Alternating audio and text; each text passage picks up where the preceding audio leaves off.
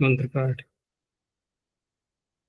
ओम सहनावतु सहनौ भुनक्तु सह वीर्यं करवावहै तेजस्विनावधीतमस्तु मा विद्विषावहै। ओम शांति शांति शांति। प्रथम वृत्ति की 491वीं कक्षा, 8वें अध्याय की तीसरे पाद में 85 संख्या तक के सूत्र हो चुके हैं। कोई प्रश्न है तो मुझको पीछे से। अच्छा जी, इणः सिद्धम, इसके जो अंगात का प्रत्युदाहरण आया था उसमें विश्लेष धातु का दिखाए थे, तो उसी धातु का आत्मनेपद में लट लकार ध्वे पर रहते, हम पर रहते, वे विध्वे बन रहा है। उसमें प्रत्युदाहरण में दिखाया था वो तो जी कहाँ पर था? इणः सिद्धम सूत्र पर। हाँ, प्रत्युदाहरण की बात थी ना वो, जी कि वहां पर अंगात ऐसा क्यों कहा?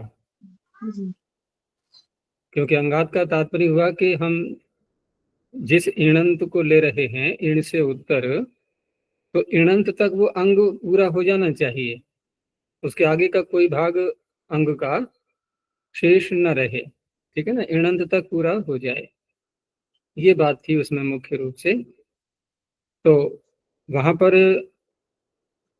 जो अंग बन रहा है वो कहाँ तक बन रहा है? परिवेविश, यहाँ तक। आगे है ईध्वम,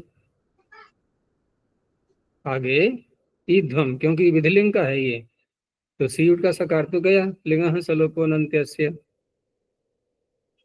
अब वैसे देखें तो शीध्वम दिखाई दे रहा है, शकार इधर जोड़ दें हम तो, लेकिन शकार इधर जोड़ देंगे तो शीध्वम मिल भी जाए, परंतु इणंत अंग नहीं बनेगा। अब ये अंग तो है परिवेवी, लेकिन इणंत नहीं है ये है शकारांत अंग, क्योंकि शकार तक अंग होगा ना पूरा। तो वहां पर ध्वम के धकार को धकार, धकार को ढकार नहीं हुआ, बस ये है तात्पर्य। उसी धातु का लट लकार में जब ध्वम आया तो वे विध्वे, वहां शकार कहाँ है? जब कहाँ गया? उसी धातु का कहाँ है? इसमें नहीं है, इसे रूप देखे थे मैंने। अच्छा, तो रूप देखे थे तो वो तो उसमें था ना, विश्लेषी धातु। पिछली व्याप्तों का ध्वम में। हाँ, तो ध्वम में क्या रूप दिया था? वे विध्वे। वे विड्ढवे। तो वे विड्ढवे जो बनेगा ना वहां पर, वो यूं मत समझो कि हमने इसको धकार को ढकार कर लिया है, क्योंकि वे विष द्वित्व तो होना ही है उसकी, है ना ये? नहीं, हाँ, जो होत्यादि द्वित्व हो गया। हाँ, द्वित्व करके, तो वे विष यहाँ तक हो गया, आगे है द्वे। तो वेविष द्वे में, वेविष द्वे में यहाँ पर झल परे रहते, हम इसको मूर्धन्य कर लेंगे, उसको जश करेंगे ना, तो जश करेंगे तो मूर्धन्य शकार को ही डकार हो चुका है यहाँ पर, परिवेविड। अब उसके इष्टनाश्रु से हम ध को भी ढ कर सकते हैं, इस तरह से बन जाएगा वहां तो।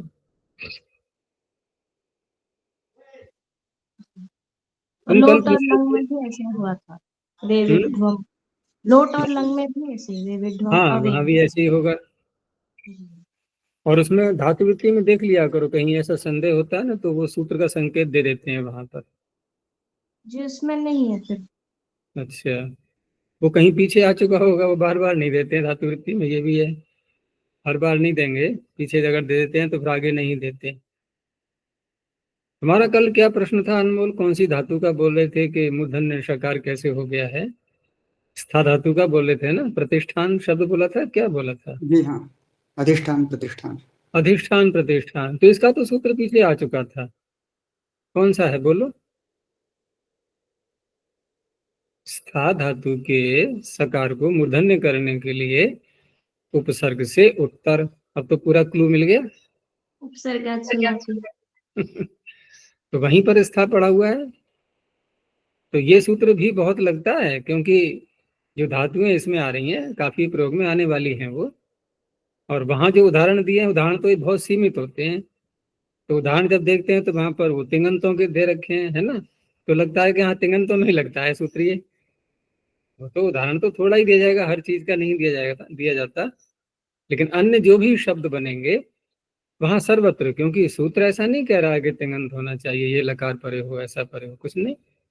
बस उपसर्ग से उत्तर स्था धातु आनी चाहिए, वो चाहे कहीं भी प्रयोग में आ रही हो। तो तिंगंतों में भी करेगा वो और अन्यत्र भी करेगा।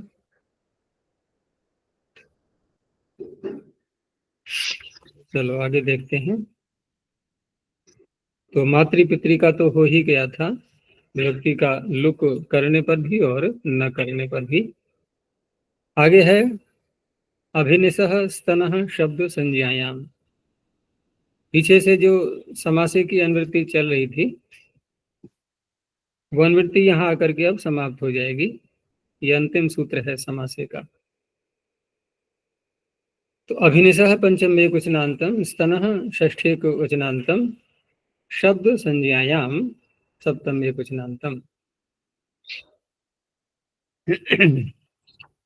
अभिनिस में यहाँ पर समाहार द्वंद्व करके ये भी संकेत दे रहे हैं ये कि एक साथ दोनों प्रयोग में आने चाहिए, एक एक करके नहीं, दोनों का एक साथ प्रयोग होगा तब, क्योंकि ये एक विशेष शब्द बन रहा है। और विशेष शब्द है ये इसी से पता लग रहा है, क्योंकि शब्द संज्ञा कही जा रही है ये। अब संज्ञा में कोई शब्द होता है तो विशेष ही होता है, वो सामान्य रूप से नहीं प्रयोग में आएगा कि हम धातु का अर्थ घटाने लगे और अन्यत्र भी बनाएं, ऐसा नहीं बनेगा। इसलिए समाहार द्वंद्व किया गया, अभिष्ट निश्चयति अभिनिः। तो सूत्र का अर्थ बनेगा, ये स्तन में तो यहाँ पर षष्ठी व्यक्ति आ ही चुकी है, पीछे ऐसा नहीं था, वहां पर प्राय करके सब प्रथमांत आ रहे थे षष्ठी के अर्थ में। तो अभिनिस इत्य तस्माद उत्तरस्य स्तन धातु सकारस्य शब्द संज्ञायाम गम्यमानायाम, पीछे से अन्यतरस्याम को ले लेंगे, अन्यतरस्याम मूर्धन्यादेशो भवति। अब स्तन धातु को हम देखते हैं तो ये चुरादिगण में इसका प्रयोग मिलता है, स्तन गदी देव शब्दे, दो धातुएं हैं वहां पर, शब्द अर्थ वहां भी है देव शब्दे। लेकिन वो जो धातु दी है चुरादिगण में, वो अदंतों के प्रकरण में है, जहां से वो प्रारंभ होता है ना कथावाक्य प्रबंधे, तो अदंतों में आ रही है वो। अब अदंतों में आएगी और हम यदि वहां पर घय प्रत्यय करेंगे तो वृद्धि हो पाएगी, क्योंकि आकार का लोप करेंगे पहले, अतो लोप से स्तन के आकार का लोप करेंगे, और लोप करने के बाद जब वृद्धि करने चलेंगे तो वो स्थानीवत हो जाएगा। तो अतुपधाया वृद्धि नहीं कर पाएगा, तो स्थान नहीं बनेगा, यहाँ ऐसा ही बनाना है। रही बात कि वो स्वोपदेश नहीं है तो कोई बात नहीं, जब ये सूत्र बनाया गया है तो हम ये कह सकते हैं कि अप्राप्त शत्व को कर रहा है ये, लेकिन वृद्धि नहीं हो पाएगी वहां पर। इसलिए अन्य धातु भी एक आती है भुआदिगण में, है वो भी शब्द अर्थ में ही। तो भुआदिगण में जो आ रही है उसमें एक साथ में और पढ़िए, ष्टन वन शब्दे, ष्टन वन शब्दे, वो शोपदेश भी है। तो हम कह सकते हैं कि ये प्राप्त विभाषा बन जाएगा। लेकिन प्राप्त तो खैर नहीं कहा जाएगा, वहां पर सोपदादो बैठा हुआ है निषेध करने के लिए। लेकिन चुरादिगण वाली से बनाएंगे तो सोपदादो तो नहीं लगता, लेकिन वृद्धि नहीं हो पाएगी वहां। तो इष्टन वन शब्द इस धातु को लिया जाएगा यहाँ पर शब्द अर्थ में। अब अभिनिस ये उपसर्ग लगा करके ये शब्द की संज्ञा जो बन रही है, तो शब्द संज्ञा ये थोड़ा एक ऐसा शब्द आ रहा है कि जैसे मान लो कोई ध्वनि होती है उसकी संज्ञा हो, ऐसा नहीं है। यहाँ शब्द से तात्पर्य है शब्दों में जो प्रयोग किए जाते हैं वर्ण, क्योंकि वर्णों से मिलकर के बनता है शब्द। अब उन वर्णों में एक वर्ण है विसर्जनीय, है या नहीं है? तो जैसे हम अन्य पीछे देख चुके हैं कि पूर्व आचार्य अलग अलग प्रकार से अलग अलग संज्ञाएं रखते थे, हैं? षत्व की संज्ञा देख ली हमने, ऋणत्व की देख ली, सारे पीछे देखे थे। ऐसे ही विसर्जनीय को भी पूर्व आचार्य अभिनिष्टान शब्द से कहते थे। ये उसकी संज्ञा है, ये अभिनिष्टान। और इसका एक प्रमाण भी मिलता है। प्रमाण इस तरह से मिलता है कि उसमें आपस्तंभ गृह सूत्र में वहां जो प्रकरण आता है कि कैसे कैसे नाम रखने चाहिए, तो वहां पर एक वाक्य आया हुआ है, वो शायद महर्षि दाने संस्कार विधि में भी दिया होगा कि द्वयक्षरम चतुरक्षरम वा नाम पूर्वम आख्यात पूर्वम आख्यातोत्तरम दीर्घाभिनिष्टान्तम, नहीं दीर्घाभिनिष्टानांतम, वहां कुछ अशुद्ध शब्द गया है ये, दीर्घाभिनिष्टानांतम, क्योंकि अभिनिष्टान और अंत, अभिनिष्टानांतम ऐसे पाठ होना चाहिए था, है घोषवद आद्यंतरंतस्थम इति। इन्हें नाम कैसा रखा जाए, किसी का अलग अलग विचार हैं सब ऋषियों के, तो आपस्तंभ ने जो अपना विचार रखा है वो कैसा नाम रखना चाहिए कि द्वयक्षरम चतुरक्षरम वा, दो अक्षर वाला हो और अथवा चार अक्षर वाला हो। अक्षर से तात्पर्य स्वर, ठीक है ना। हम सारे नहीं गिनेंगे व्यंजन स्वर मिला करके, जैसे हम छंदों में देखते हैं उस तरह से। और क्या होना चाहिए कि दो भाग करेंगे उसके, अगर चतुरक्षर वाला होगा दो, अगर द्वयक्षर है तो दो भाग नहीं हो पाएंगे उसके, लेकिन चतुरक्षर वाला है तो दो भाग हो जाएंगे। तो पहला वाला जो भाग है वो तो नाम होगा, नाम का तात्पर्य नाम और आख्यात जो दो भेद करते हैं ना, तो पहला वाला भाग तो होगा नाम, और उत्तर वाला भाग कैसा होगा, क्रियावाची आख्यात। तो द्वयक्षरम चतुरक्षरम वा नाम पूर्वम आख्यातोत्तरम, उत्तर में आख्यात। पहले उदाहरण ले लो, उससे पता चल जाएगा। जैसे नाम रखा गया द्रविणोदा, द्रविणस दा, द्रविणस कहते हैं धन, धन को देने वाला, तो द्रविणस ये नाम हो गया, और दा धातु से जो दा बना है ये आख्यात हो गया, देने वाला। तो यहाँ पर पूर्वम नाम पहले भाग में आ गया, आख्यात उत्तर भाग में आ गया। अब इसके अतिरिक्त तो और भी कुछ बातें बताई उन्होंने कि दीर्घात परः अभिनिष्टानांतम, विसर्ग जो आएंगे वो दीर्घ से परे आएंगे। तो ये द्रविणो 10 शब्द है मूल रूप में, दा धातु से जो बनाया गया है 10 प्रत्यय करके, द्रविणो 10, धन को देने वाला। तो जब इसके रूप चलाएंगे प्रथमा का एक वचन तो कैसे बनेगा, जब विसर्ग बनाएंगे तब द्रविणोदाह, जैसे प्रचेता बनता है नहीं, तो दीर्घ से उत्तर अभिनिष्टान आ गया, अर्थात विसर्जनीय आ गया, ठीक है ना। ऐसा नाम इसको उत्तम माना जाता है, द्रविणोदाह, वरिवोदाह, इस प्रकार से जो प्रथमा के वचन में आते हैं तो विसर्जनीय आएगा उसमें। तो कहने का तात्पर्य है कि ये जो अभिनिष्टान शब्द है ये विसर्जनीय का वाचक है। तो इस सूत्र ने क्या किया, यहाँ पर मूर्धन्य कर दिया है और उसके बाद उष्णाष्टु लगा लेंगे। तो अभिनिष्टानो वर्ण, अर्थात अभिनिष्टानो विसर्जनीय। विकल्प से कर रहा है तो अभिनिष्टानो वर्ण अभिनिष्टानो विसर्जनीय। अब वर्ण जो है वो वर्ण क्या है, विसर्जनीय ही है, बस उसी से तात्पर्य है।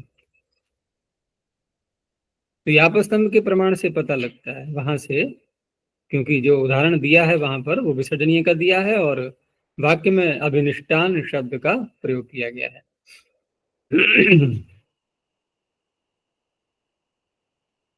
चलो आगे देखो सूत्र। उपसर्ग, क्या लिखा है, क्या वह पाठाशुद्धि संभव है? हाँ, क्या यह पाठ की अशुद्धि हो गई है? जैसे मैंने कहा था ना कि आपस स्तंभ में जो मिलता है वो मिलता है अभिनिष्ठान्तम। पाठ भी तो ऐसे हो जाते हैं ना कि लेखक जब लिखते हैं उसके बाद अगर कोई संपादन करता है वो सोचता है अरे अभिनिष्ठान तो ये कुछ नहीं है, लगता है ये भूल हो गई है पहले वाले से, चलो इसको सुधार देते हैं। सुधारने में क्या कर दिया कि निष्ठा तो होता ही है तक्तवतु, कि शायद ऐसा कहना चाह रहे होंगे कि निष्ठांत प्रयोग हो, अभिनिष्ठान। ऐसी अशुद्धियां हो जाती हैं। लेकिन ये जो सूत्र है ये, अच्छा फिर बात आ रही है उसमें जो उदाहरण दिया है द्रवण धातु अभिनिष्ठान्तम कैसे घट जाएगा वहां? एक सैंपल देकर के भी तो बताएंगे ना कि ऐसे ऐसे नाम रखने चाहिए, तो उसके अनुरूप वाक्य संगत भी तो हो जाए उसमें उदाहरण में। तो वहां अभिनिष्ठांत यदि निष्ठा बोलेंगे तो कैसे संगत हो पाएगा? तो वह अशुद्धि वहां पर हो गई है पाठ की, यह तात्पर्य है। यानी अभिनिष्ठान्तम की जगह होना चाहिए अभिनिष्ठानांतम। अभिनिष्ठान अंत में है जिसके, विसर्जनीय अंत में है जिसके, ये अर्थ बनेगा।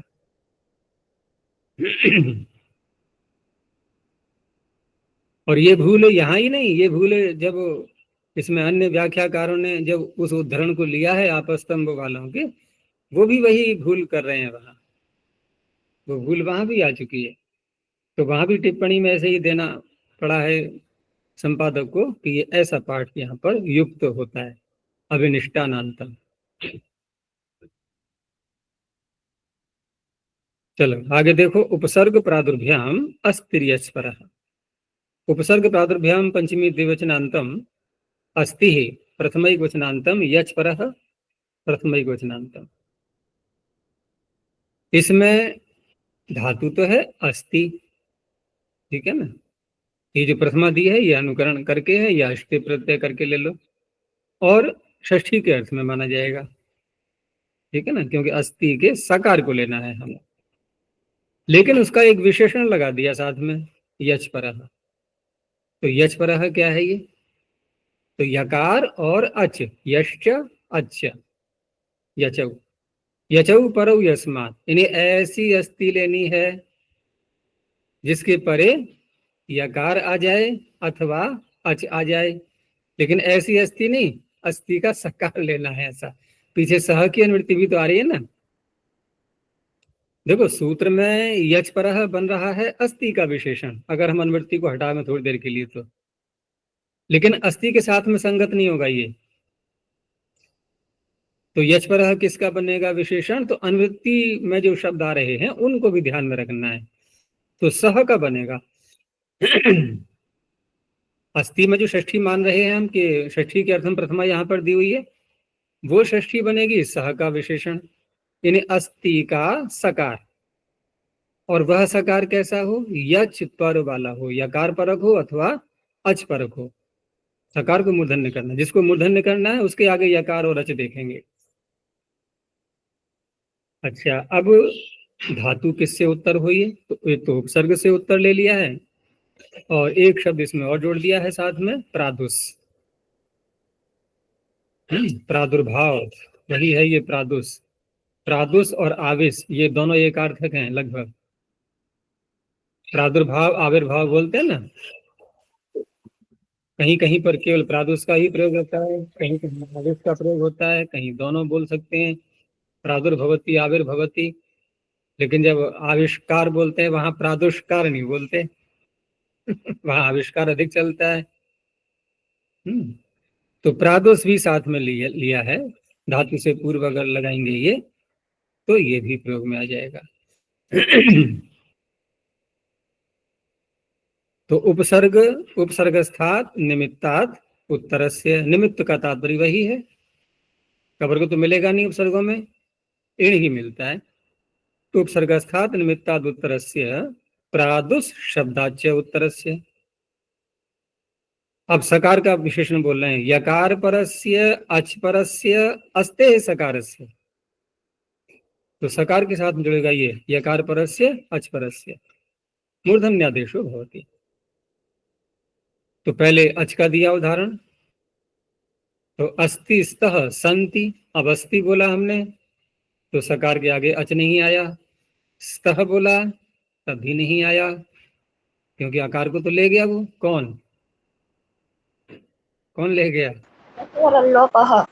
नसोर अल्लोपः, वो तो ले गया, लेकिन संति में तो नहीं ले जा पाया, क्या ले गया, वहां भी ले गया, लेकिन वहां अंति का आकार आ गया, सकार के आगे अंति का आकार आ गया। यहाँ तो अस है ही नहीं, अस में जो अस्ति स्तः में जो आकार गया है उस आकार से कोई तात्पर्य भी नहीं था हमारा, हमें तो सकार से आगे अच चाहिए था ना।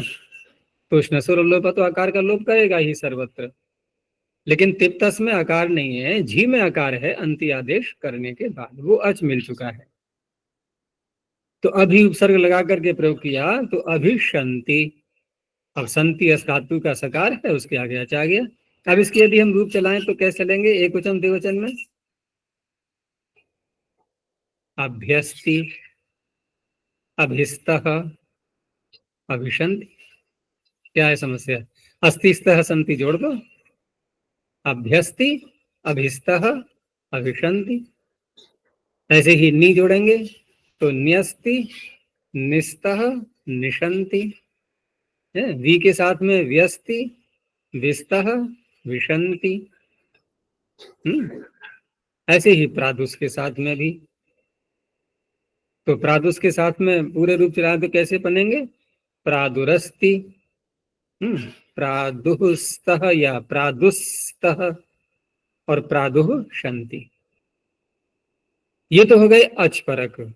अब यकार परक, तो यकार परक हम सकार के आगे यकार कहाँ ला सकते हैं, या सुट लाएंगे तभी तो आ पाएगा, ठीक है ना, या सुट लाएंगे तब आ पाएगा। तो उसी का उदाहरण दे दिया इन्होंने, या सुट ला करके लिंग लकार में।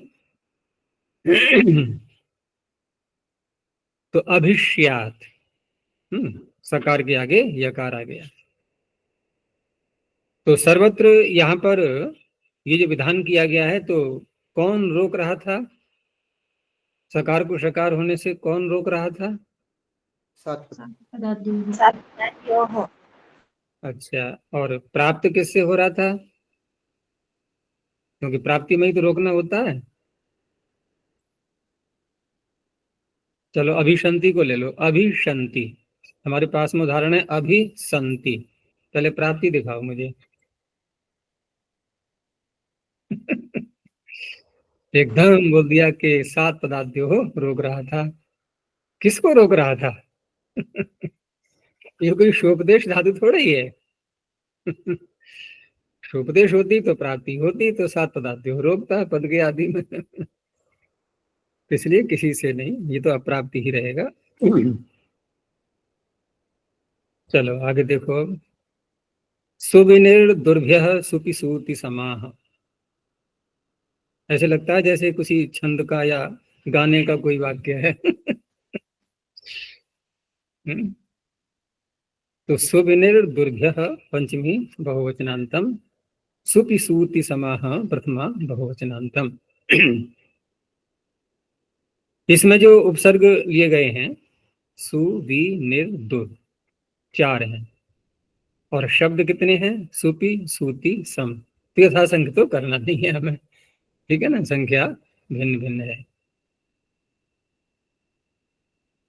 तो यहां सूत्र का अर्थ बन जाएगा सु वि निर दुर इत्यतेभ्यः उत्तरस्य सुपि सूति सम इत्यतेषां सकारस्य मूर्धन्यादेशो भवति। अब ये क्या है सुपि सूति और सम, तो सुपि जो है ये सुप धातु, तो सुप धातु तो है नहीं, धातु है ईश्वब कई, तो पाणिनि का कहना है कि जहां जहां संप्रसारण होगा वहां ये सूत्र लगेगा, अर्थात जहां स्वप का सुप बन जाएगा। अब सुप बन जाएगा और एकार रखा है उच्चारण के लिए, धातुओं में एकार जोड़ देते हैं ना पाणिनि, अनेकत्र, ऐसा देखा है। तो सुपी से तात्पर्य यहाँ पर सुप धातु अर्थात श्वप धातु संप्रसारण की हुई, ये आगे आनी चाहिए इन सब उपसर्गों से उत्तर। दूसरा है सूति, ये भी बना बनाया शब्द पढ़ा है इन्होंने, तो शु धातु से तिन प्रत्यय करके सूति बना हुआ है। तो एक तिन प्रत्यय करके ही ये सूत्र लगना है षत्व करने के लिए। एक शब्द है इसमें सम। अब सम शब्द ये किस तरह से लिया जाएगा? तो या तो हम अभ्युत्पन्न प्रातिपदिक माने इसको, जैसे कि सर्वादि गण में आता है ना, सम सभी अर्थ में आता है ना, समे समे मनुष्याः, सभी मनुष्य, तो उस सम को लिया जाए। उसको भी ले सकते हैं, लेकिन अर्थ की बात है कि वो अर्थ घटना चाहिए। दूसरा है शम ष्टम अवैक्लव्य, ये धातु भी आती है शम। तो वहां पर शम धातु जो आती है अवैकल्य, शम ष्टम अवैकल्य, और धातु पाठ अवैक्लव्य है, अवैकल्य, हाँ, यानी विकलता न हो। तो विकलता न हो तो सम का अर्थ हम कैसे लेते हैं? समान अर्थ लेते हैं ना, सम का जो प्रयोग करते हैं इसे अच प्रत्यय कर लेंगे, पचाद्यच, तो समान अर्थ जो इससे निकलता है, तो विकलता नहीं है वहां पर। विकलता का तात्पर्य क्या होता है? कोई कला जिसमें से निकल गई, कोई भाग जिसमें से निकल गया, कोई अर्थ निकल गया, कुछ कमी दिखाई दे रही है, ये सारी चीजें क्या कहते हैं? इसको हम विकलता। जैसे अपने जीवन में भी जहाँ जब अधिक परेशानी आती है ना, कि मैं बहुत विकल हूँ, मैं बहुत दुखी हूँ, परेशान हूँ, बेचैन हूँ, ठीक है ना, तो विकलता बोलते हैं उसके लिए। अवैक्लव्य है।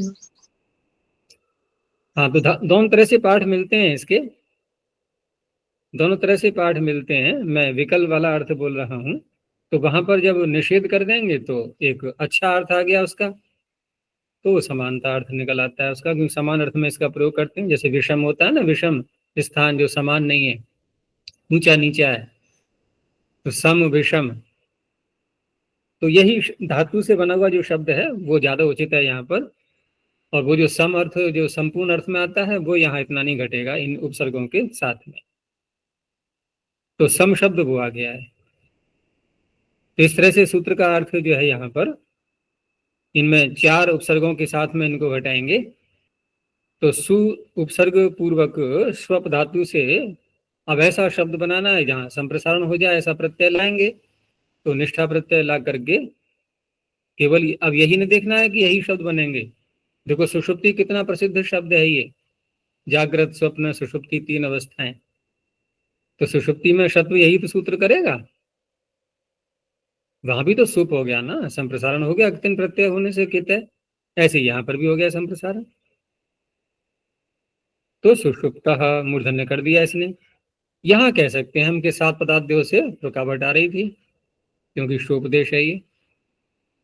तो सुषुप्तः विषुप्तः निःषुप्तः दुःषुप्तः, यहाँ विसर्जने का विधान होने पर भी शत्व हो ही जाना है।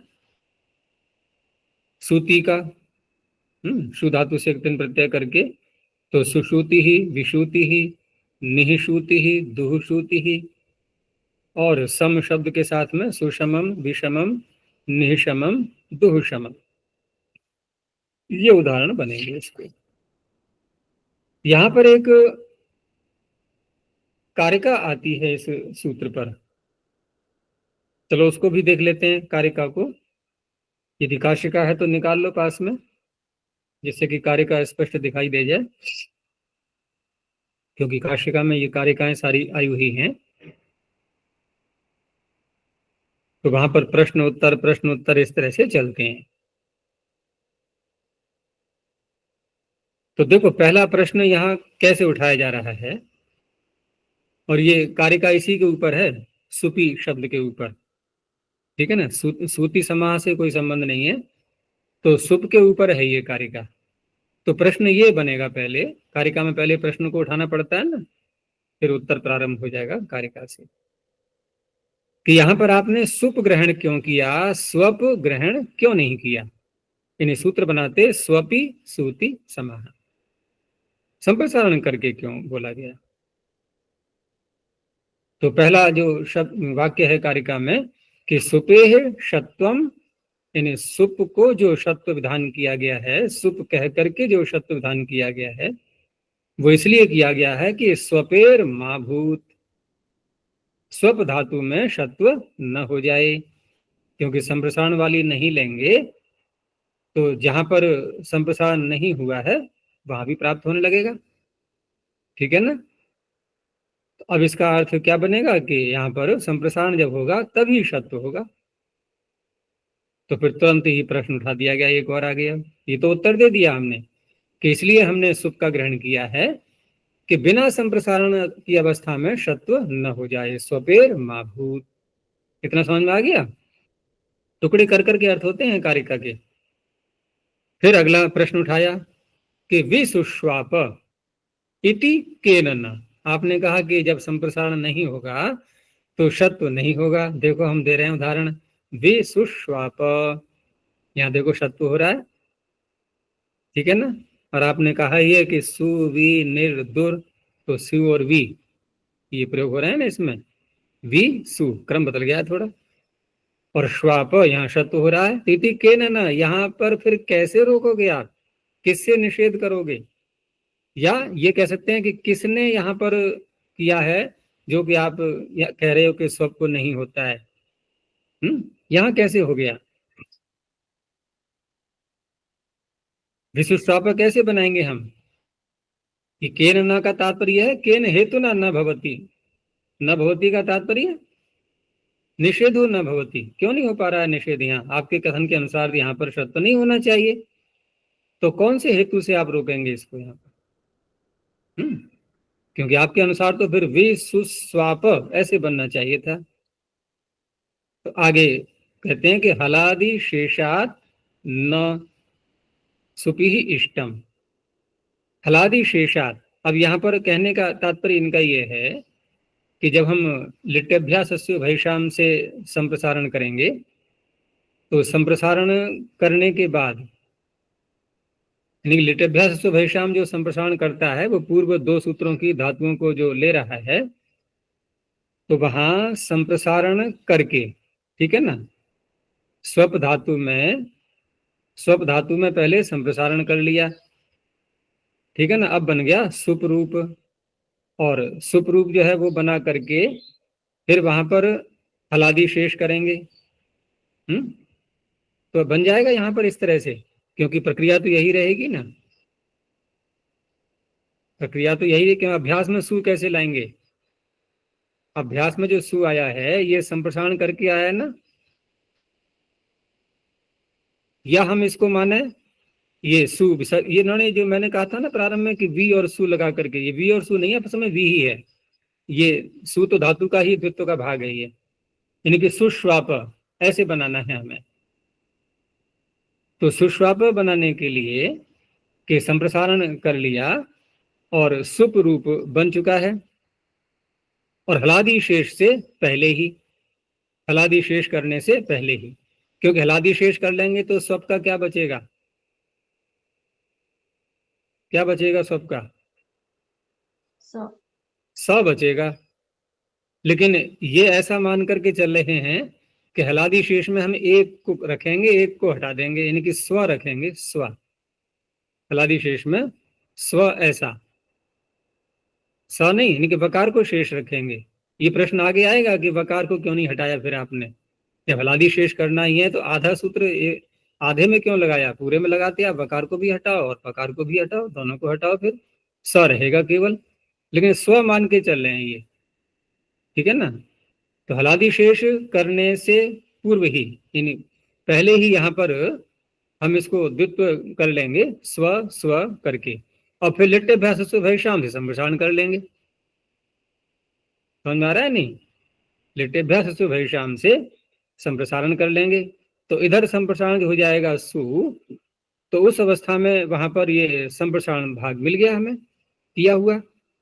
आपका कहना ये है ना, प्रश्न ये उठा था कि सुश्वाप में आप सत्व को किस हेतु से न होने देंगे, इनके हो रहा है यहाँ पर, किस हेतु से जो है निषेध कर पाएंगे, यहाँ तो बन रहा है ऐसा रूप ये।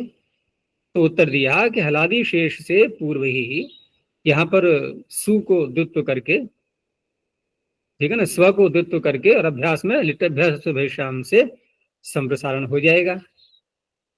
तो हलादि शेषात न, तो उत्तर दे रहे हलादि शेष से भी नहीं हो पाएगा। हलादि शेषात न सुपि इष्टम पूर्वम प्रसारणम। प्रसारण का तात्पर्य संप्रसारण, संप्रसारण को ही कहते हैं प्रसारण। इनकी द्विवचन पहले होगा, ठीक है ना। अगर नहीं द्विवचन करने आप पहले कर लेंगे यदि, तो वहां पर हलादि शेष जो आपने किया है, तो हलादि शेष में आप स को लेंगे ना, फिर स्व को कैसे ले लेंगे आप? स्व को नहीं ले सकते, या तो आप दोनों को हटाइए, तो दोनों को हटाएंगे तो ये सु बन नहीं पाएगा फिर अभ्यास में। प्रश्न ज्यों का त्यों रहा। अब क्या करना होगा? तो कहा कि पूर्वम प्रसारणम, हलादि शेषात न सुपि इष्टम पूर्वम प्रसारणम, ठीक है ना। इनके हलादि शेष से पूर्व सुपि, ऐसा अगर आप बनाएंगे, द्वित्व पहले ही कर लेंगे और वकार को साथ में ले लेंगे, पूरे का हलादि शेष नहीं करेंगे, तो वो संभव नहीं हो पाएगा, क्योंकि दोनों ही हटेंगे उस अवस्था में, ठीक है ना। तो ऐसे भी सिद्ध नहीं हो पाएगा। अब आगे कहते हैं कि ये जो पीछे हमने एक सूत्र दिया था, जहां स्थादिश अभ्यासेन चाभ्यासस्य जो नियम बनाया गया था, तो क्या नियम था वहां पर? स्थादि धातुएं कौन सी गिनी गई थी, कहां से कहां तक की? उपसर्ग कहां से? स्था से लेकर के परिनिभ्य सेव सित, सित से पूर्व पूर्व सेव धातु तक। और ये सूत्र कहाँ आ रहा है, ये कहाँ आ रही है धातु? ये तो वहां है नहीं, स्वप धातु। वहां आ रही है। अगर हम ये कहें कि अभ्यास है न चाभ्यास से, अभ्यास इनके आगे जो हम शत्व करेंगे, तो अभ्यास के व्यवधान होने पर भी शत्व हो जाएगा, ऐसा यदि माने, तो उस अवस्था में ये उसमें नियम में आ ही नहीं रही है।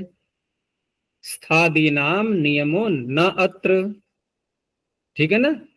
उस नियम से भी आप शत्व नहीं कर पाएंगे कि अभ्यास का व्यवधान होने पर और आप स्वप के सकार को शकार कर लें आगे, वो भी संभव नहीं है। क्यों?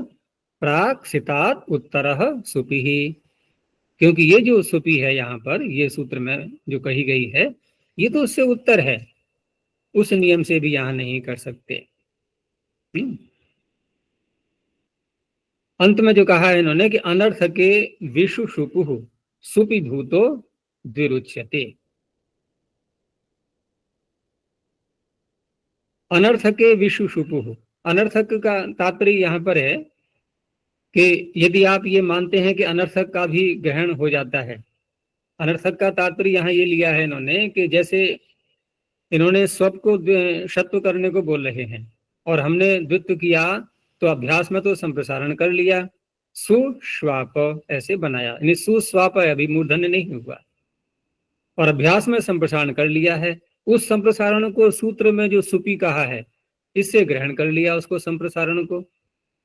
लेकिन वो जो संप्रसारण किया है, वो तो पूरे धातु का द्वित्व करने के बाद जो एक भाग है थोड़ा सा, वो है, और वो है अनर्थक। अनर्थक क्यों है? जो मूल धातु थी जिसको द्वित्व किया गया था, वो सार्थक है ना। ये जो द्वित्व का भाग आया है, ये उस रूप में नहीं है, ये कोई सार्थक भाग नहीं होता है, द्वित्व करके लाते हैं जो, ये अनर्थक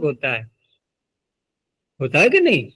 और इसको आधार बना करके आप और अगले स्वप को संप्रसारण कर रहे हैं। आपको संप्रसारण करना नहीं, संप्रसारण कर रहा हूं, शत्व कर रहे हैं अगले भाग को, और जबकि आपको शत्व करना है सुप वाले भाग को, तो सुप तो यहाँ है ही नहीं, तो अनर्थक को आप ग्रहण नहीं कर सकते। ये तो अनर्थक है यहाँ पर, जो अभ्यास में सु आ रहा है संप्रसारण करके, ये अनर्थक है और अनर्थक का ग्रहण नहीं कर सकते, ठीक है ना। तो इसलिए अनर्थके, ये अनर्थक होने के कारण से यहाँ पर ग्रहण नहीं होगा। और यदि ऐसा मान भी लेंगे आप, अनर्थक का भी ग्रहण करने लगेंगे, तो विषु शुपुहु ये नहीं सिद्ध हो पाएगा। फिर विषु शुपुहु ये नहीं सिद्ध हो पाएगा, क्योंकि यहाँ जो किया गया है ये स्वप आगे वाला भाग भी है और पीछे वाला भाग भी है। इनके द्वित्व करने के बाद विषु शुपुहु ये जो बन रहा है ना, दोनों भागों में जो शत्व दिखाई दे रहा है, तो यहाँ पर पहले सुप सुपी भूतो दुरुचते, पहले सुप बना लिया गया है संप्रसारण करके, ये लिट लकार का रूप है यहाँ पर ये बहुवचन में, और उसके बाद इसको द्वित्व किया है सुप करने के बाद, यानी संप्रसारण करने के बाद विषु शुपुहु। यहाँ द्वित्व हो कैसे गया है, वो संप्रसारण हो कैसे गया है यहाँ पर? देखो विसुश्वापा में तो संप्रसारण संभव नहीं था स्वप धातु में, क्योंकि नल नल है ना आगे, और नल कित होता नहीं है, कितंगित कुछ भी।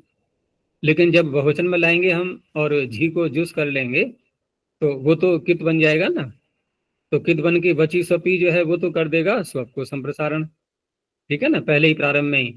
और वहां उसको द्वित्व करके कहा गया है, उसको द्वित्व किया गया है बाद में। तो सुपी भूतो दुरुच्यते, तो वहां पर भी सुप होने के कारण से ही मूर्धन्य इस सूत्र से हो पाया है। तो सारी चर्चा का तात्पर्य यह है कि सुप धातु में यहाँ पर जो स्वप न कह करके संप्रसारण करके सुप पढ़ा गया है, वो इसी कारण से पढ़ा गया है कि जहां जहां संप्रसारण होगा वहां वहां इसको शत्रु करेगा ये सूत्र।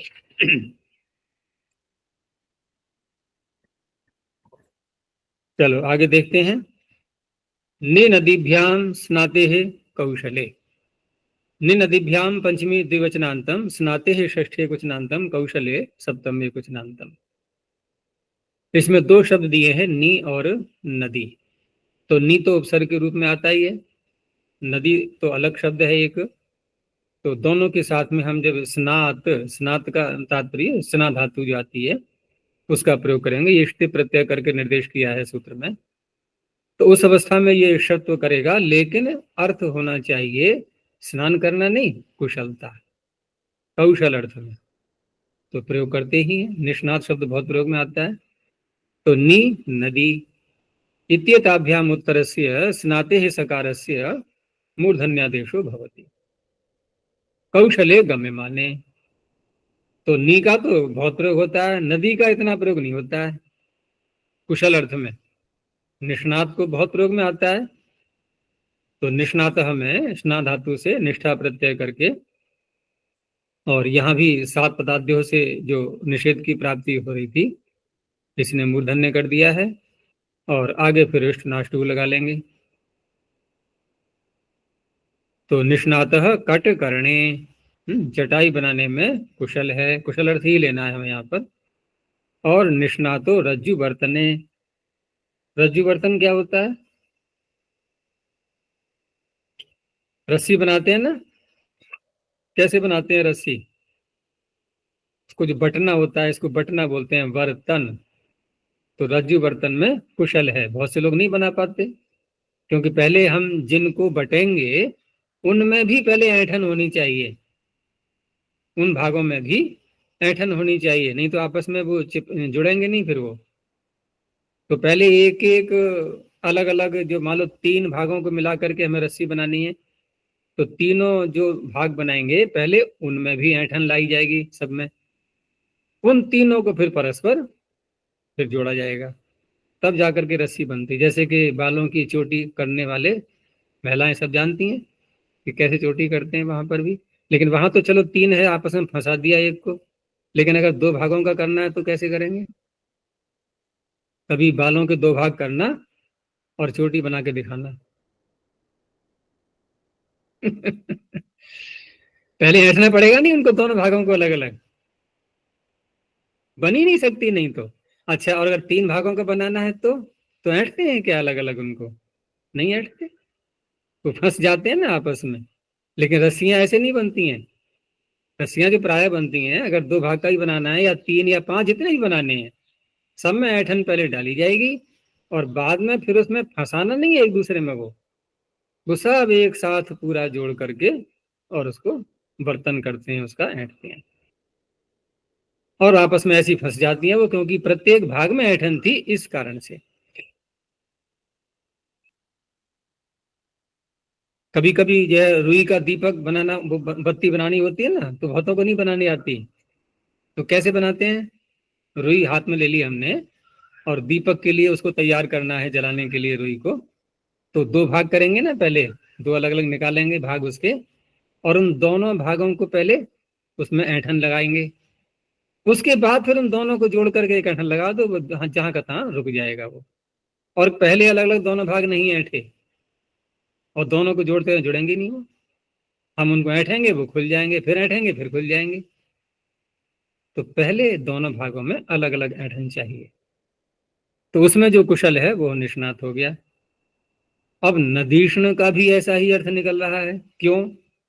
क्योंकि अगर किसी ने नदी में स्नान कर लिया और डूबा नहीं, तो कुशल माना जाएगा कि नहीं? भाई नदी गहरी होती है और उसमें स्नान कर लिया, इसका अर्थ है वो तैरना आदि सब जानता है, तब नदी में स्नान कर पाएगा। किसी अनाड़ी आदमी को नदी में डाल दो, वो तो डूब जाएगा ऐसे। कि जाकर स्नान कर ले, वो स्नान क्या पूरा ही स्नान हो जाएगा फिर उसका। इसलिए अगर उसने स्नान कर लिया है ठीक प्रकार से नदी में, तो यही उसकी कुशलता है। ये अर्थ निकल रहा है नदीष्ण। यहाँ क प्रत्यय कर लेंगे सुपिस्था से। आगे अब इन्होंने कुछ निपातन दिए हैं सूत्रों में।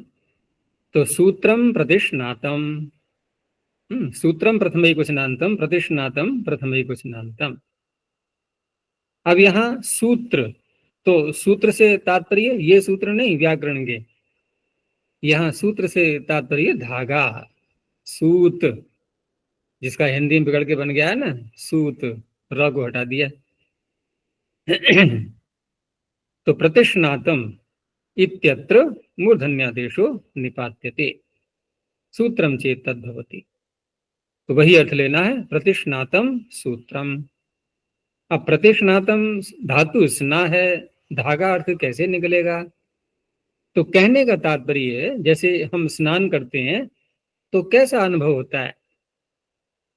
एकदम स्फूर्ति अंदर दिखाई देगी, ठीक है ना, आलस से दूर हो जाएगा। और अगर उसको एक शब्द बोले, उर्दू का बहुत चलता है, तरोताजा, ठीक है ना, फ्रेशनेस आ जाती है पूरी। ऐसे ही कोई धागा बनाया गया है, बिल्कुल अभी अभी ताजा नया, ठीक है ना। तो वो अर्थ निकलता है प्रतिष्णातम सूत्रम, इनकी शुद्धि भी है उसमें, नया नया बनाया हुआ है अभी। एक और शब्द लिया आगे, कपिष्ठलो गोत्रे। कपिष्ठल प्रथमैकवचनांतम, गोत्रे सप्तमैकवचनांतम। अब यहाँ जो गोत्र शब्द है, अगर हम पारिभाषिक गोत्र लेते हैं, अपत्यम पौत्र प्रभृति गोत्रम, तो फिर अपत्य में ही तो गोत्र, गोत्र संज्ञा होती है अपत्य की, पौत्र प्रभृति की। तो पौत्र प्रभृति को बोलते समय क्या कपिष्ठल शब्द बोल पाएंगे? कपिष्ठल में तो कोई प्रत्यय ही नहीं किया हमने, अपत्य संबंधी कोई भी प्रत्यय नहीं किया, तो कैसे गोत्र बन गया ये? और अगर गोत्र नहीं है ये, तो फिर यहाँ आपने मूर्धन्य सूत्र में कर कैसे दिया निपातन में? अब क्या करेंगे? तो गोत्र यहाँ पर पारिभाषिक न लेकर के लौकिक अर्थ निकालेंगे। और लौकिक का तात्पर्य है कि किसी व्यक्ति की जब प्रसिद्धि अधिक हो जाती है, तो उसके नाम से आगे की पीढ़ियां उसका नाम लेकर के सम्मान की दृष्टि से अपने को उस गोत्र का बताने लगती हैं। तो कपिष्ठल नाम का व्यक्ति जो है वो प्रसिद्धि को प्राप्त कर गया, तो वो स्वयं भी गोत्र के रूप में बन चुका है। ये अपत्यम पौत्र प्रवृत्ति वाला नहीं है अभी। तो अब वह भी गोत्र है और उसकी संतानें भी फिर, ठीक है ना, उनका उनमें भी हम कापिष्ठली ऐसा कह सकते हैं। तो कपिष्ठलो नाम, ठीक है, जिसका नाम कपिष्ठल है वहां भी मूर्धन्य हो गया। कपि से उत्तर स्थल के सकार को मूर्धन्य कर दिया, अष्टनाष्टु लग जाएगा। और यस्य कापिष्ठली पुत्र, जिसका पुत्र है वो भी कापिष्ठली, वहां भी मूर्धन्य हो गया, क्योंकि कपिष्ठल पहले बना ही लिया हमने, फिर कपिष्ठल से प्रत्यय किया है, तो मूर्धन्य तो पहले कर ही चुके हैं। तो दोनों ही कापिष्ठल और कापिष्ठली दोनों में मूर्धन्य दिखाई दे रहा है। आगे है पृष्ठोग्रगामिनी। पृष्ठ प्रथमैकवचनांतम, अग्रगामिनी सप्तमैकवचनांतम। अग्रगामिनी आगे चलने वाला। तो आगे चलने वाला यानी कि एक स्वास्थ्य की दृष्टि से भी, क्योंकि घोड़े के लिए प्रयोग करेंगे ये, उसमें है और बहुत स्फूर्ति है उसके अंदर। तो अग्रे गच्छति इति अग्रगामी। तो पृष्ठः इति निपात्यते, अग्रगामिनी अभिधेये। तो इसलिए उदाहरण दिया है इन्होंने, प्रतिष्ठत इति पृष्ठो अश्वः। अब प्रतिष्ठते, यहां जो आत्मनेपद का प्रयोग हुआ है स्था धातु से, तो आत्मनेपद किससे करते हैं? स्था धातु परस्मै पद किया है ना, तिष्ठति, तिष्ठतः, तिष्ठन्ति। तो जब प्र लगा देंगे तो आत्मनेपद का जहां प्रकरण है अनुदात्तंगित आत्मनेपदम, वहीं सूत्र मिलेगा समव प्रविभ्य स्थः, सम अव प्रवि, इनको साथ में जोड़ेंगे तो आत्मनेपद हो जाता है। तो प्रतिष्ठते इति पृष्ठः, ये उसका विग्रह दिखा दिया, जो तुरंत ही चलने को तैयार रहता है, आगे चलने वाला, ऐसा अश्व। तो यहां भी सात पदार्थों से रुकावट आ रही थी शत्रु करने में। नहीं, सात पदार्थों कैसे, यहाँ तो प्र में कोई निमित्त ही नहीं है। प्र में शत्रु करने का कोई निमित्त है ईण या कवर्ग, तो अप्राप्त ही रहेगा ये शत्रु। सात पदार्थों यहाँ कुछ नहीं कर पा रहा था। और दिया एक निपातन, वृक्षासनयोर विष्टरः, प्रसिद्ध शब्द है ये। तो वृक्षासनयोः सप्तमी द्विवचनांतम, विष्टरः प्रथम एकवचनांतम।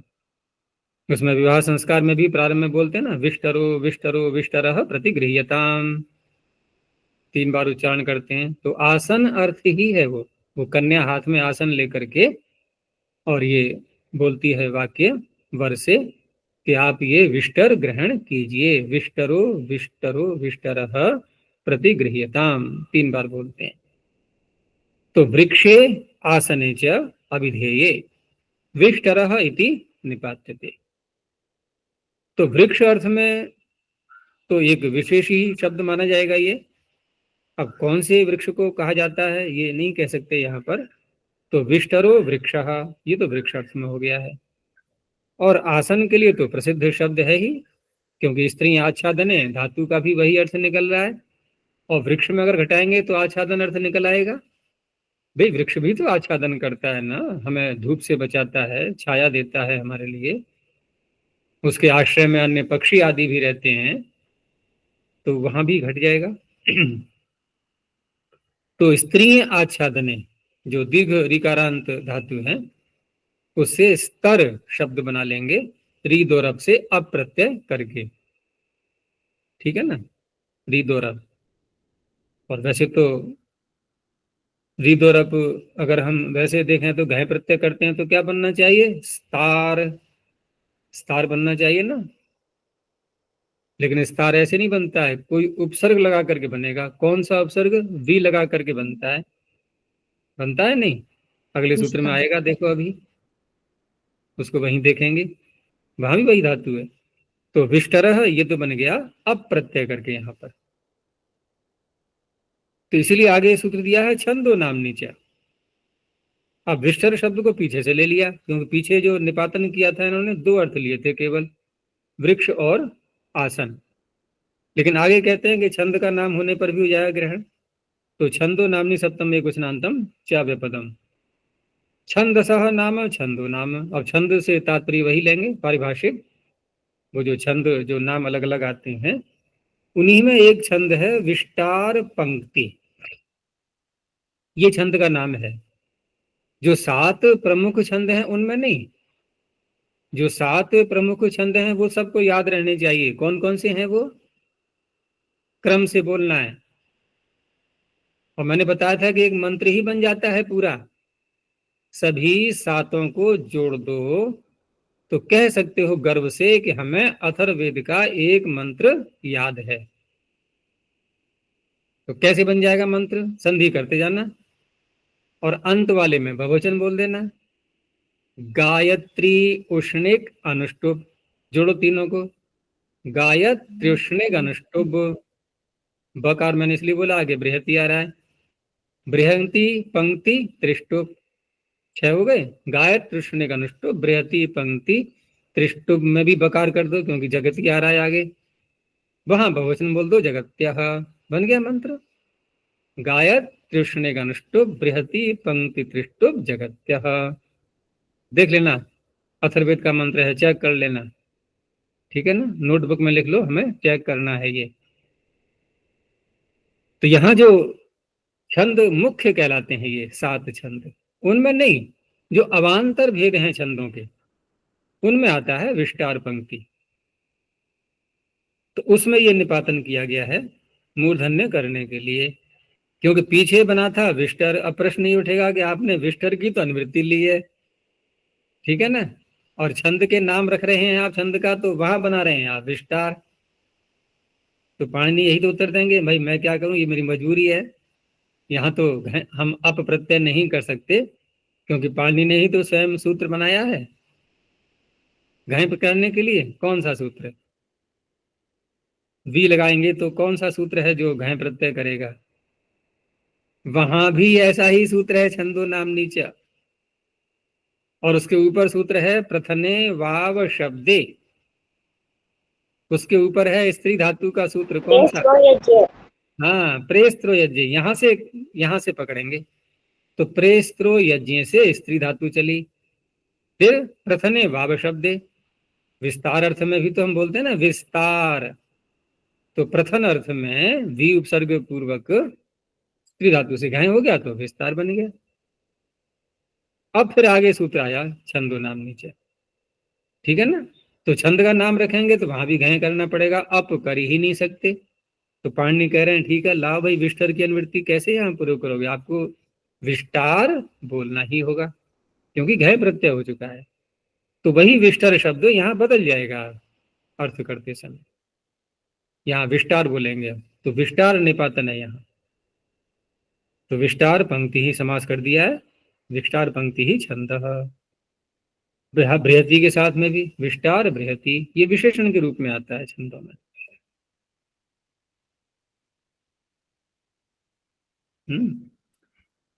आगे देखो, गव युधिभ्याम स्थिर, ये निपातन तो हो गई। गव युधिभ्याम पंचमी द्विवचनांतम, स्थिर प्रथम एकवचनांतम। गो का सप्तमी गवि, युद्ध का सप्तमी युधि, और यहाँ आ रहा है दोनों में भ्याम। उत्तर वही आएगा, क्या? अनुकरण। अनुकरण करके व्यक्ति ले आते हैं।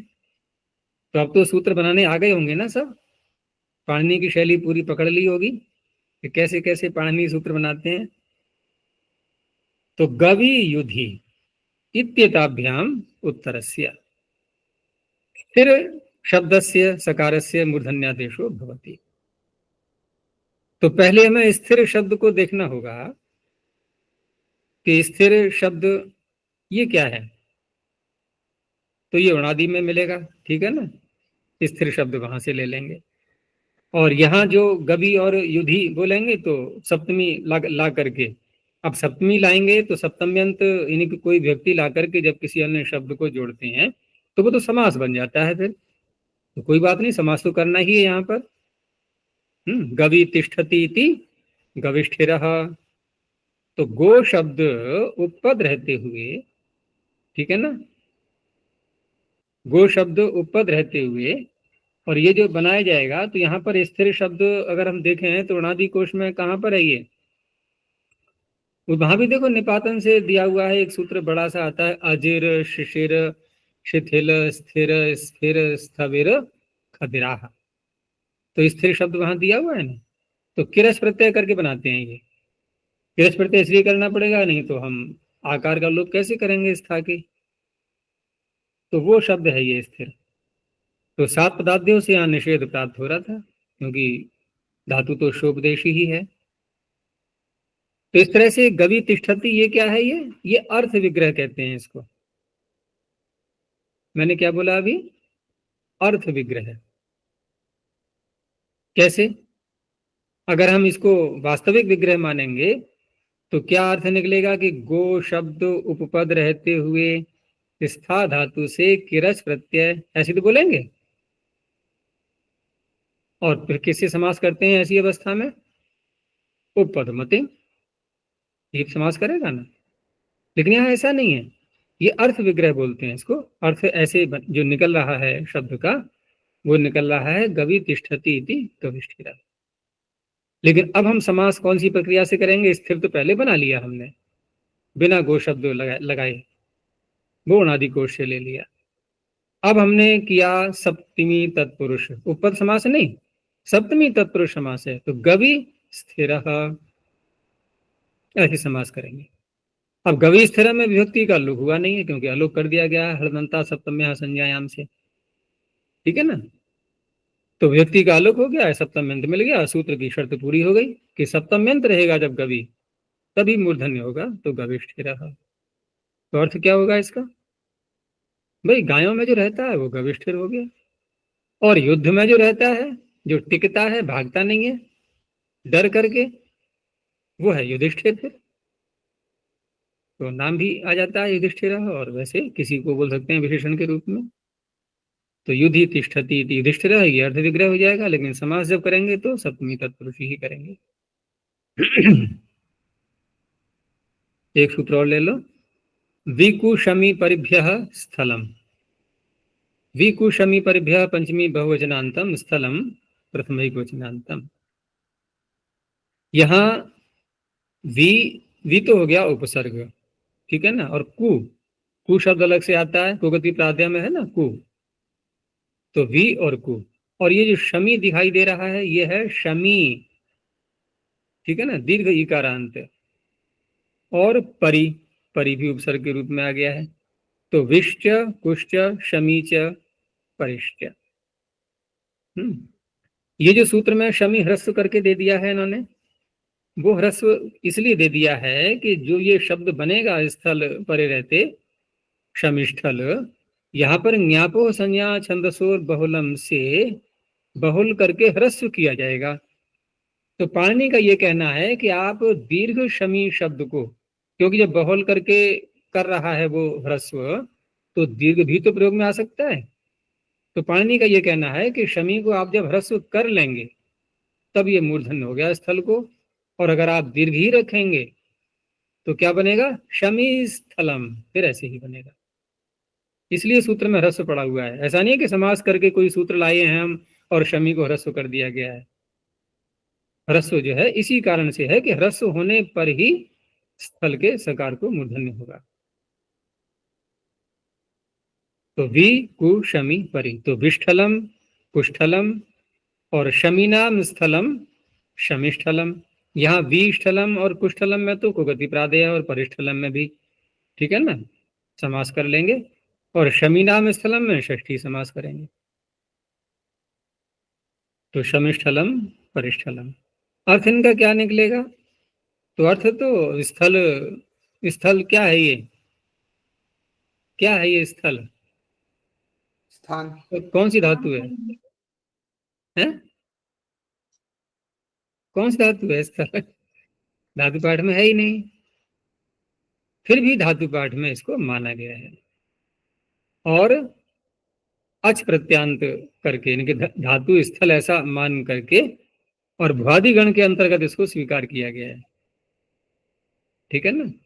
आचार्य एक क्योंकि स्थल स्थाने, हैं? स्थल स्थाने कौन से गण में? वादी स्थल स्थाने है। हाँ, तो जी स्थल स्थाने को भी ले सकते हैं, क्योंकि स्थान अर्थ में इसका प्रयोग करते ही हैं, और अच प्रत्यांत मान करके, क्योंकि हमें तो प्रातिपदिक बनाना है यहाँ पर, तो स्थल शब्द इस तरह से अच प्रत्यय करके बना सकते हैं। और वहां अगर शुभदेश लेते हैं उसको स्थल, तो यहाँ पर सात पदार्थों से निश्चित की प्राप्ति थी, और अगर स्थल ही मानते हैं ऐसा अलग से, तो वहां पर सात पदार्थों से नहीं, वहां अप्राप्त मानेंगे शब्द फिर। तो अर्थ इनका क्या बनेगा? जैसे विष्ठल है तो हम अब इसका वी का या तो विशेष अर्थ ले लें, विरोधी अर्थ भी निकलता है इसका, ये प्रसंग के अनुसार होगा, और कु का अर्थ तो एक निंदित अर्थ में ही आता है, जो खराब स्थान है उसको बोलेंगे, और शमी जो वृक्ष हैं तो उनका स्थान जो है वो शमीस्थल बन जाएगा, शमिष्ठलम परिष्ठलम। बस यहीं तक रखते हैं अभी। प्रणव ध्वनि। ओम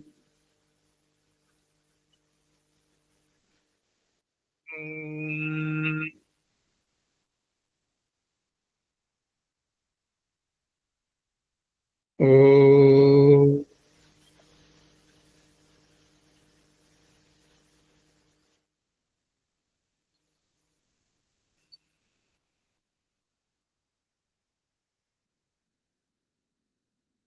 ओम